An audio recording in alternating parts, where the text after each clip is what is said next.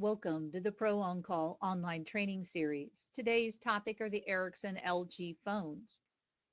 Our discussion will include the buttons on the phone, how they operate, and voicemail. Let's get started. The two main models for these new Ericsson phones are the 24 button and the 8 button style. The 24 button has 24 programmable keys plus soft keys that work with features listed in the bottom of the display.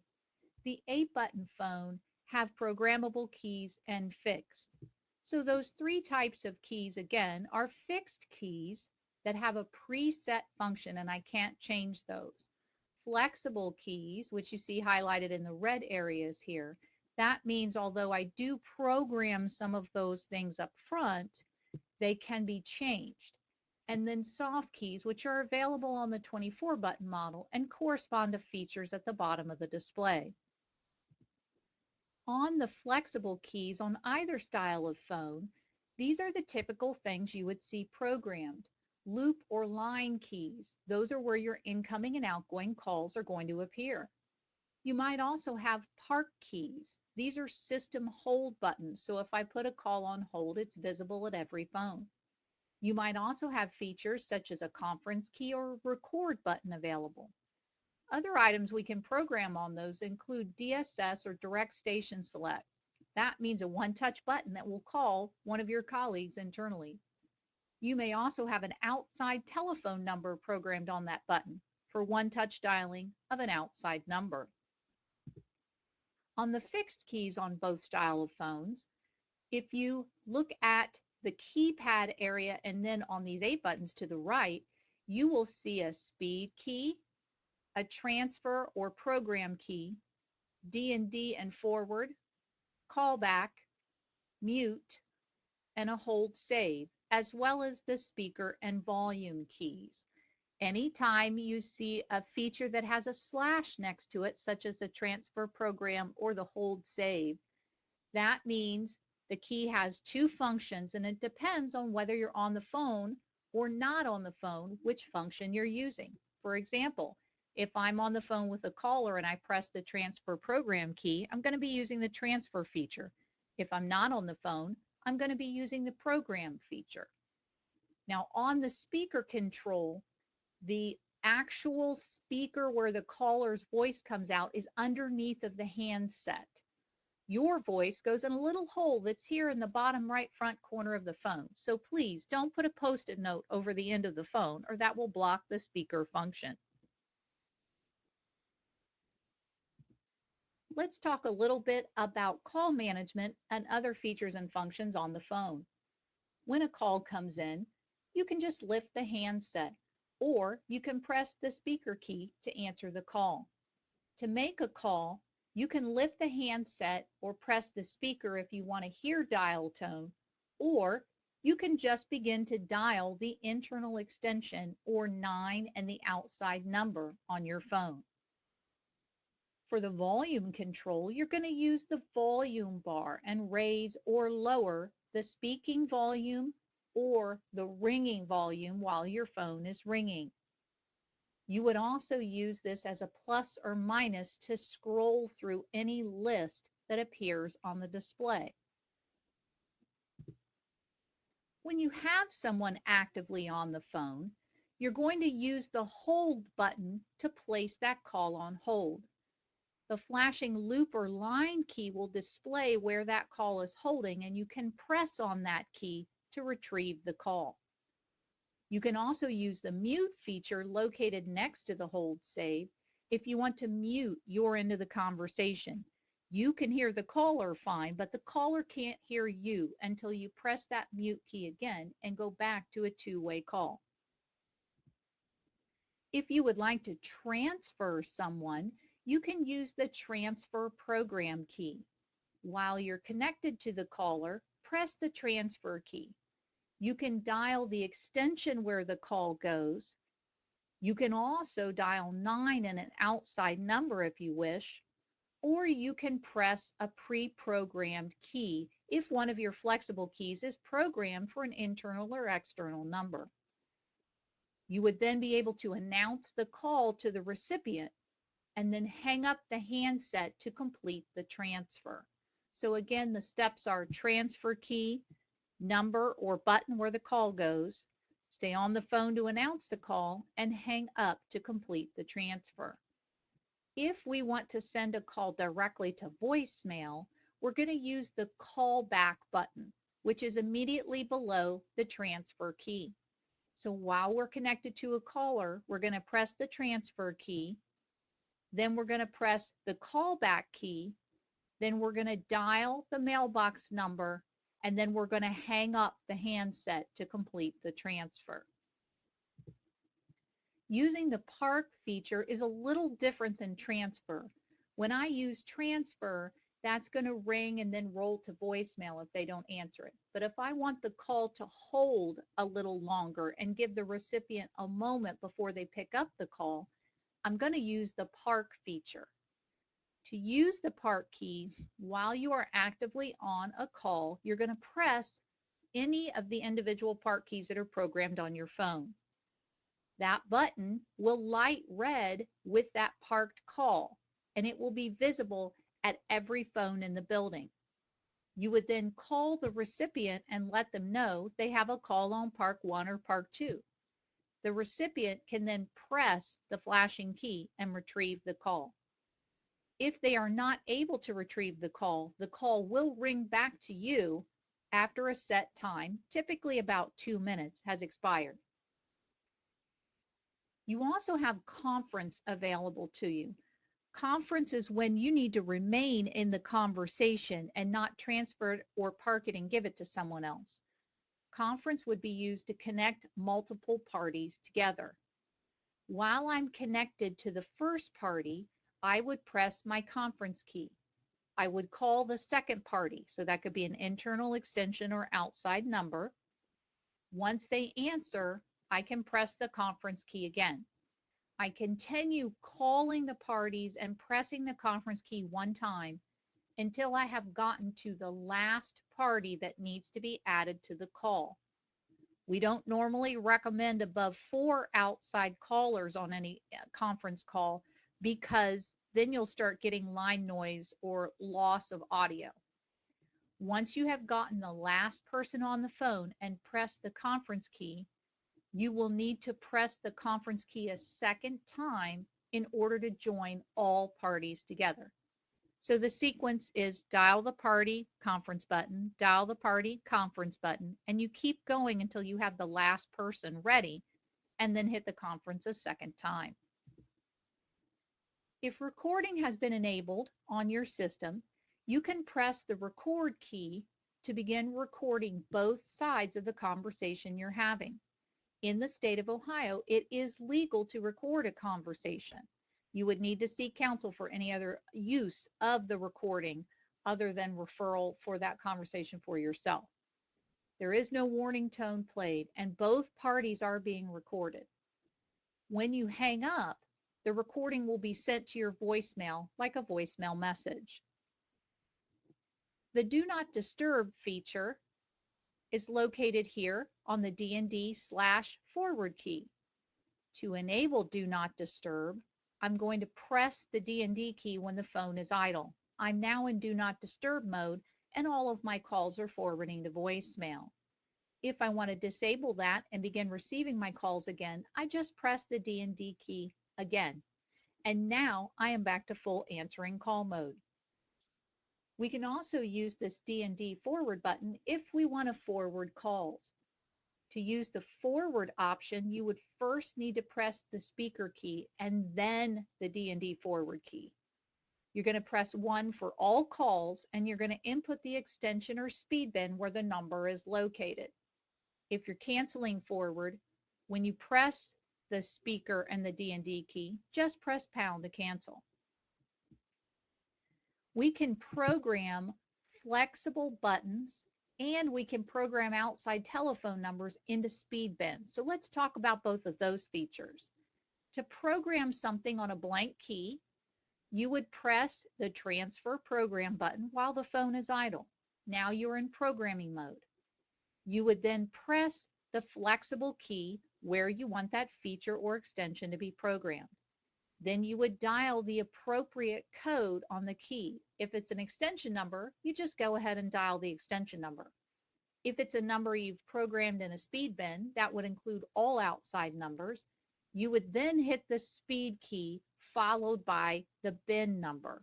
Please refer to your user documentation for specific instructions on any of these programming steps. If you need to use one of the feature codes, such as paging, you can look that code up in your information and then also program that on a key. So you can choose any of these codes to program on a button. Once you have the code on the key, press the hold save to save the entry. For a speed dial key, this would be if you want to program an outside telephone number, such as Pro On Call's main service number. You would press the transfer program key while the phone is idle to go into programming mode. You would then press the speed key, which is located next to the transfer program button. You would dial an available bin number. Each individual has 100 bins that they can program from 000 to 099. So just choose which one you want to program. Next, you'll need to put in a dial code, which is 9, to grab an outside line. Then you'll need to input the phone number. This would include the area code at all times or 1 and the area code if required when you normally dial that number. Press the hold save button, and then you're going to input your name using the old-fashioned texting style of pressing a key multiple times until you reach the letter that you want. So if you want the B, you're going to press the 2 key twice so that B is selected as the letter. Again, you'll press hold save, and now you have programmed both the phone number and the name for it in your phone. The callback button, which is located here on your phone, is your access to voicemail. And the key lights up if you have voicemail messages, as well as this little light in the upper right corner of your phone. You're going to press this key and be prompted by the little lady that lives in your phone to input your password. You can also use this as a true callback, and occasionally you may get a callback from somebody else internally. That means they've just turned your callback light on because they want you to call them. Most of the time that happens by accident. The main purpose of this key is to be used for voicemail access. If you press the transfer program key, which is above the callback key, you can also gain access to several features, such as the ringtones or the mode for the phone. Please refer to your user documentation for more information about these features. As we mentioned at the beginning, the 24-button models have the soft keys that are below the display that allow you to gain access to those little secret clues about what features are available. Some of the features that you might see on this key would be a pickup, a conference, a redial, or a log. If you see log, that's your call log, and you can press the corresponding button below the display and gain access to your answered, placed, or missed telephone calls. There will be a little arrow showing the indication of which direction that call was, inbound or outbound. If it was missed, it's going to have a little question mark. You have a couple of additional fixed keys on these larger style phones, which include a flash button if you ever need to do a flash on a line, or a directory key if you need to access the internal or your speed dial name directory. And you have a pre-programmed headset button. That would be if you plug a headset into the back of the phone, you can activate that headset mode with a key.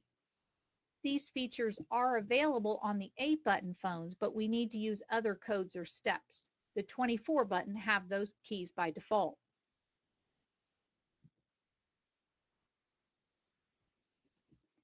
And now, the wonderful world of voicemail.